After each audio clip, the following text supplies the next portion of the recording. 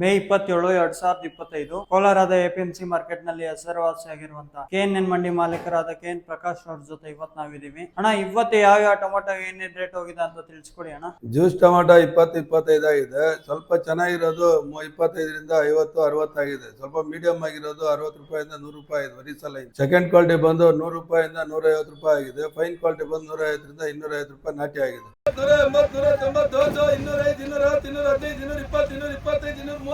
235 seed ಬಂದ್ಬಿಟ್ಟು juice ಎಲ್ಲ ಅಷ್ಟೇ 20-25 ಆಗಿದೆ. ಸ್ವಲ್ಪ ಥರ್ಡ್ ಕ್ವಾಲಿಟಿ ಮಾಲ್ ಎಲ್ಲ ಬಂದು 70 ರೂಪಾಯಿಂದ 100-110-120 ಆಗಿದೆ. ಸೆಕೆಂಡ್ ಕ್ವಾಲಿಟಿ ಬಂದು 120ರಿಂದ 200 ರೂಪಾಯಿ ಆಗಿದೆ. ಫೈನ್ ಕ್ವಾಲಿಟಿ ಬಂದು 200 ರೂಪಾಯಿಂದ 300 ರೂಪಾಯಿ ರೇಂಜ್ ವರೆಗೂ ಆಗಿದೆ.